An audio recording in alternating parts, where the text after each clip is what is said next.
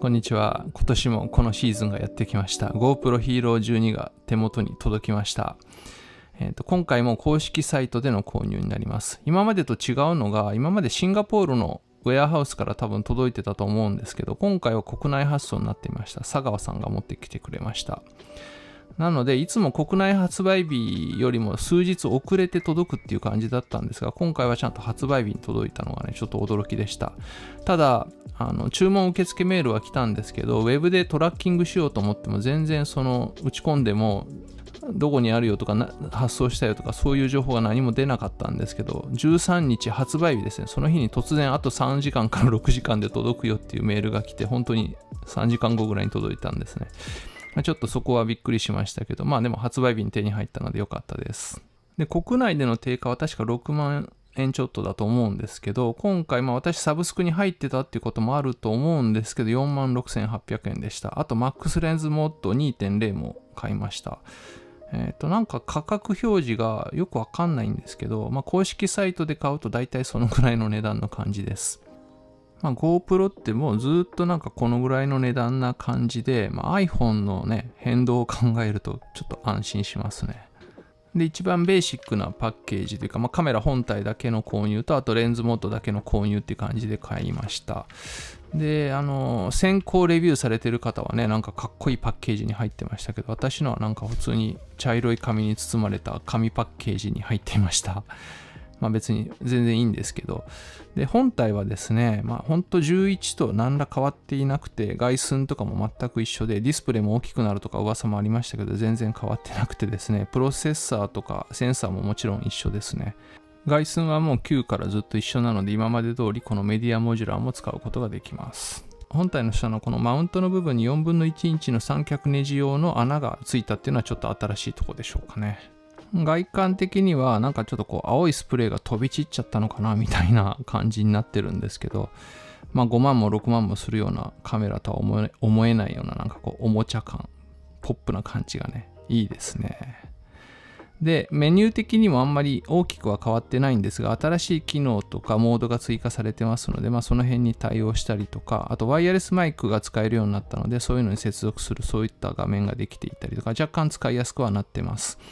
この辺はまた詳しく解説動画みたいなのを作りたいと思ってます。で、今日はもう早速ちょっと持ち出して裏山に登ってフィールドテストをしてこようと思います。GoPro Hero 11も持っていて、なるべく同じモードで撮影してみたいと思います。ワイヤレスマイクもちょっと Bluetooth イヤホンがありますので、それでテストしてみたいと思います。で、これ忘れちゃいけないんですけど、最新のファームウェアにバージョンアップしてあります。バージョン0110、1.1 っていう感じでしょうか。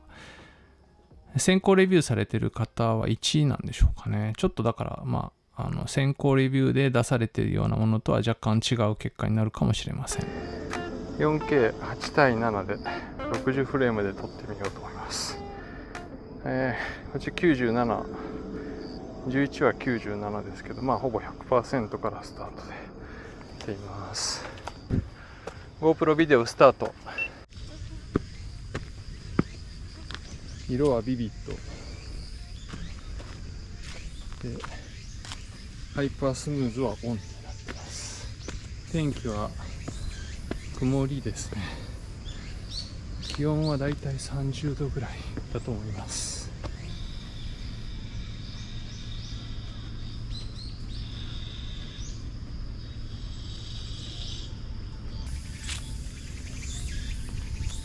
暑い。どうでしょうか。暗部の潰れはいかがでしょうか。さあ、もうちょっと行ってみようと思います。 GoPro ビデオスタート。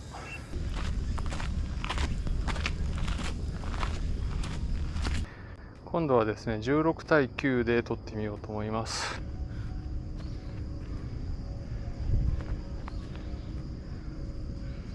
逆光どうでしょうか。逆光だいぶ登ってきました。神戸市内ですね。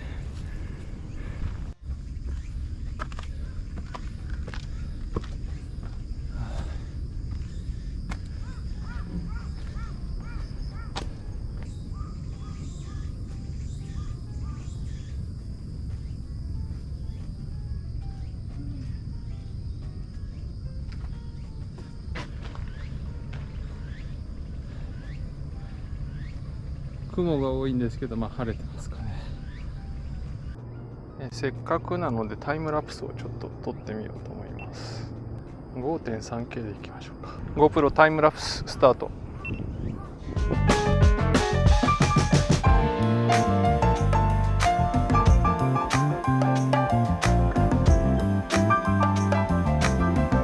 現時点で73% と 77%、 今 4% 差になってます。ほぼ一緒の差のままですね。 HDR にして、5.3K でいってみましょうか。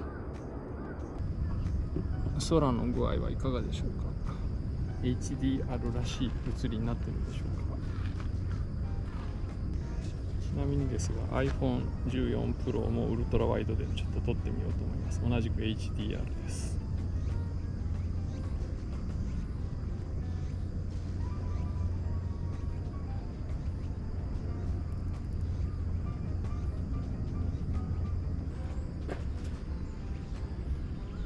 ログ撮影です。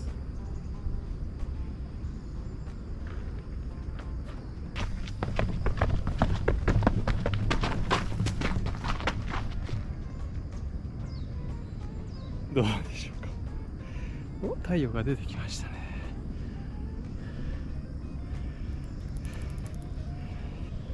今度は HDR でハイパービューにしてあります。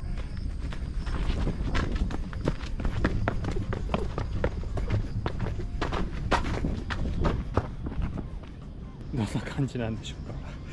これが HDR です。逆光、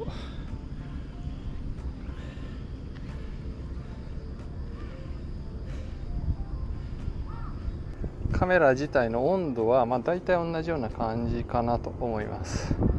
触った感じは両方とも結構熱いですね。次にですね、Bluetooth のマイクをテストしてみようと思います。ファーウェイのワイヤレスマイクで話をしています。 GoPro Hero 11は本体内蔵のマイクです。これがワイヤレスマイク、これです。Hero 12から取っているワイヤレスマイク経由の声です。これが Hero 11の本体内蔵マイクで話している声です。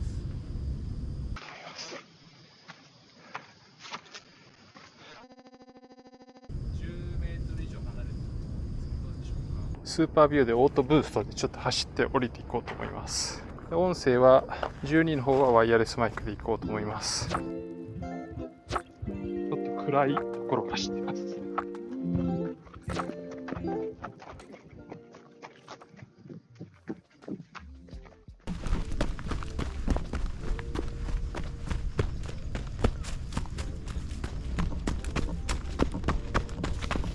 じゃあ次は 4K60 でリニアプラス水平ロックで行ってみたいと思います。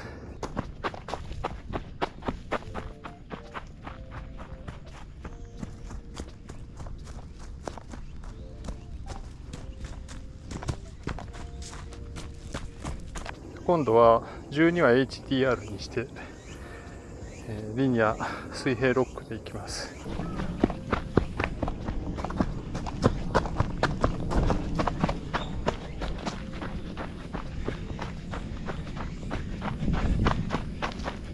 ワイヤレスマイクどうでしょうか。あんまり離れるとダメっぽいんですけど、このぐらいの距離だとどうなんでしょうか。現在バッテリーが 53% と 50% ですね。同じ感じで減っています。ワイヤレスマイクの音声、いろんな人のレビュー見てるとかなり音質悪い。聞こえるけど音質はかなり悪い感じがしましたけど、どうなんでしょうか。じゃあちょっと近くのものを撮ってみたいと思います。太陽光が当たってる植物とかです。どちらも標準で 4K60 リニアで撮っています。色はビビッド、ビットレートはハイです。落ち葉、